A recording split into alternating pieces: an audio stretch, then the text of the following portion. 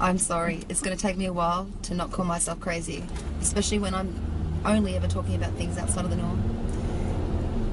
So I've been playing around innocently and just every now and then with changing my vibrations and viewing the reality and how it's different around me. And so, am I going to explain the whole theory today? No. I'm just going to explain. No. Yeah, because I can't. Because, okay, there's a theory I'm working on. We're all experiencing a different reality based on our beliefs. As in, you know, you can live by default and you can share the same movie screen and you can share the script that you were given to you by the people around you who were also just influenced by the script of the people around them. Or you can decide to see outside of that and experience a different reality. So it's exactly the same theory that I had, that I've been working with, that I've been disbelieving for some time now. But now I feel there's something to it. At least today I'm having one of those days, that we're experiencing the same movie screen with different dimensions. So we have a completely different experience depending on which dimension we're on, but the same movie screen. Why is it so foggy? Is it better? Dirty.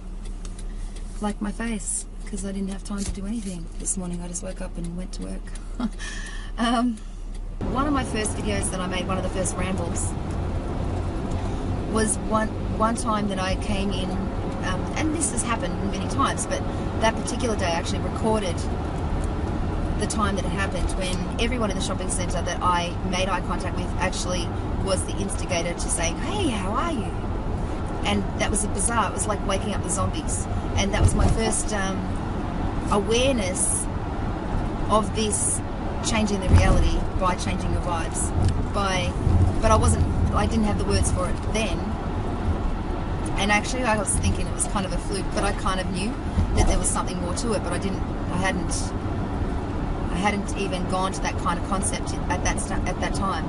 People can feel your energy, yes. I mean, that's something I've always known, but I didn't realise that it can actually lift the zombies. And by zombies, I mean just, I'm not saying that everyone is a zombie. I'm saying, like, lift people who normally would just be background noise, coming out of their spirit comes out for that. They feel it and they respond to it, and it's bizarre. It's bizarre to watch. It's like magic. It's like you're in a movie show and the camera's on you and everyone can see that the camera's on you, and they're trying to make contact with the star of the show, kind of thing. And did that come out right? Like, when you feel like, holy moly, I'm not background noise right now. They're not background noise right now. There's a change in energy in everyone that I'm in contact with because of where I was vibing. I wish I could put numbers on the dimensions, but I just don't think it works that way. I think you're just in and out of different realities and different dimensions, and you can, in a split second, be in a different reality if you're not actually aware of it. And with that, you and everyone around you changes. So if you want to experience a reality or the world that you're in a little better way, you've got to try and actually first get to this space, which means surrendering, letting go. Yeah, it's kind of like head in the sand stuff, actually, but not really. It's like aware of, it's sort of like, I've got these ego issues, my want to be right thing, and my standing up for myself thing, that when that comes up, that feels bad. And if I just sort of think everything is as it's meant to be, and the ego doesn't need to be right, I can get back to this space.